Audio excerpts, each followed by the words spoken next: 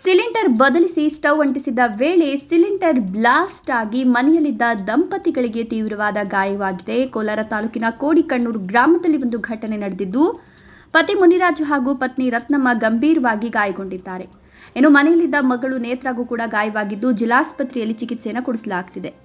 ಇನ್ನು ಗೃಹ ಬಳಕೆ ಸಿಲಿಂಡರ್ ಸ್ಫೋಟಗೊಂಡ ಪರಿಣಾಮ ಈ ಒಂದು ದುಸ್ಥಿತಿ ಸಂಭವಿಸಿದೆ. ಸಿಲಿಂಡರ್ ಬದಲಿಸಿ ಸ್ಟವ್ ಅಂಟಿಸುವ ವೇಳೆ ಸಿಲಿಂಡರ್ ಬ್ಲಾಸ್ಟ್ ಆಗಿ ಮುನಿರಾಜು ಹಾಗೂ ರತ್ನಮ್ಮಗೆ 40% ಸುಟ್ಟ ಗಾಯಗಳಾಗಿದೆ. ಇನ್ನು ಕೋಲಾರ ಗ್ರಾಮಾಂತರ ಪೊಲೀಸರು ಸ್ಥಳಕ್ಕೆ ಭೇಟಿ ನೀಡಿ ಪರಿಶೀಲನೆ ಕೂಡ ಕೈಗೊಂಡಿದ್ದಾರೆ.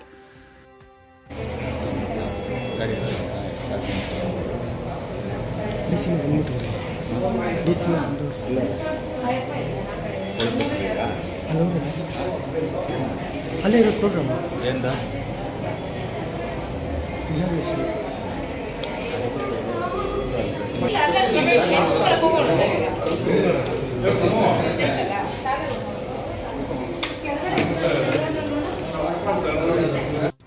ಜೊತೆ ಇರೋದು ಭಯ ಬೀಳ್ತಾ ನೀನು ನೋಡಿ ಭಯ ಬೀಳ್ತದೆ.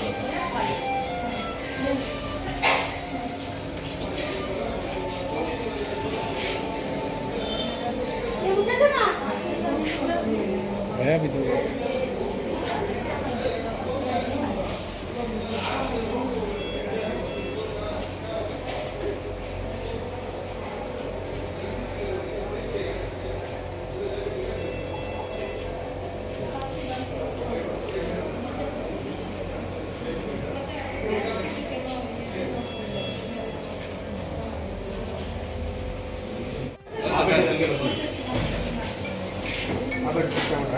ಇಲ್ಲಾಂದ್ರೆ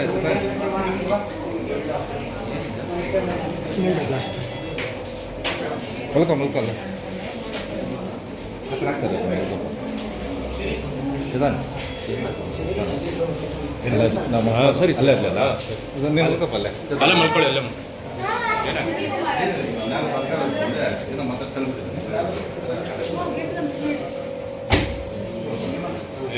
ನೀಡಲಿದೆ ಹುಷಾರು.